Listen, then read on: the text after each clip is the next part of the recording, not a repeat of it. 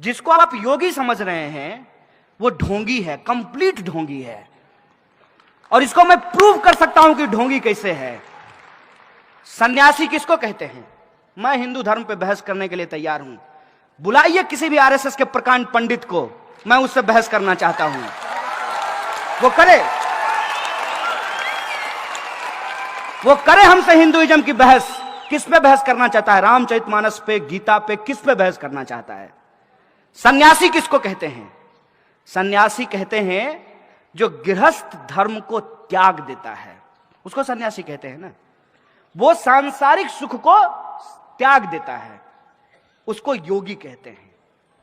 भगवान राम अपने सौतेले भाई के लिए, पिता के वचन के लिए, सौतेली मां के लिए अयोध्या का राजपाट छोड़ करके कहां चले गए? जंगल। योगी जी का ओरिजिनल घर जानते हैं कहां है? उत्तराखंड। उत्तराखंड जो है वहां जंगल है, तो ये जंगल और पहाड़ से कहां आ गए? लखनऊ। इसको समझिए आप कि हर पीला चीज सोना नहीं होता और हर भगवा पहना इंसान संत नहीं होता है। दंगाई हैं ये लोग, दंगाई हैं। और इनके विचार आप सुनिए। ये जो ढोंगी हैं, इन्होंने एक सेना बनाई। अब देखिए हिंदू धर्म को कितना बदनाम कर रहे हैं। हिंदू युवा वाहिनी, ये हमारे धर्म का अपमान है। हमारे धर्म में तमाम तरह की व्यवस्था अपने आप की गई है। सबसे पहला बात, अरे जो जैसा करेगा वैसा भरेगा, यह मूल बात है। तो कोई अगर अत्याचारी है, पापी है, उसका सजा भगवान देंगे। तुमको टेंडर कब मिला बे? कब बोले राम जी? बताओ हमको, कौन सा तुमको फैक्स आया है कि हमको बड़ा तकलीफ हो रहा है, हमारा घर बना दो? तुम राम का घर बनाओगे? हैं?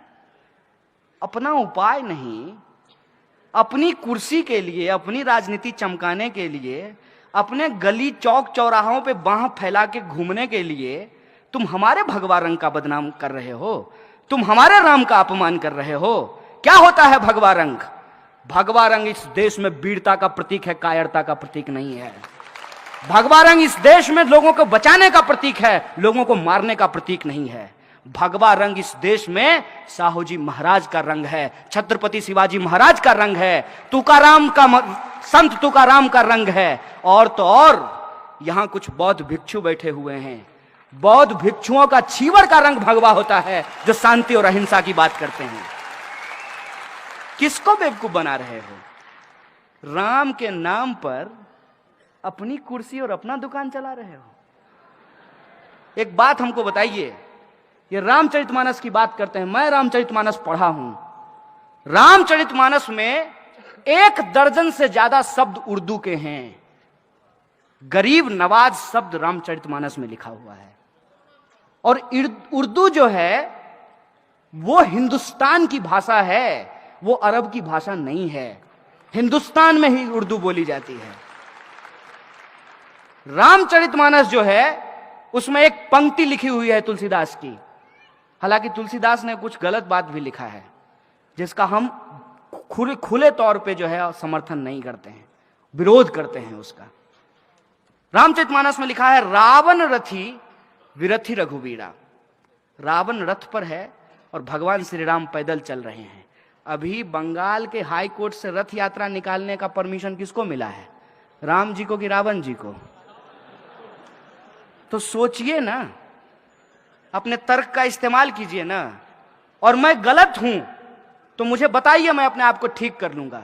मैं प्रधानमंत्री थोड़ी हूं कि कुछ बोलने के चलते आपको जेल में डलवा दूंगा।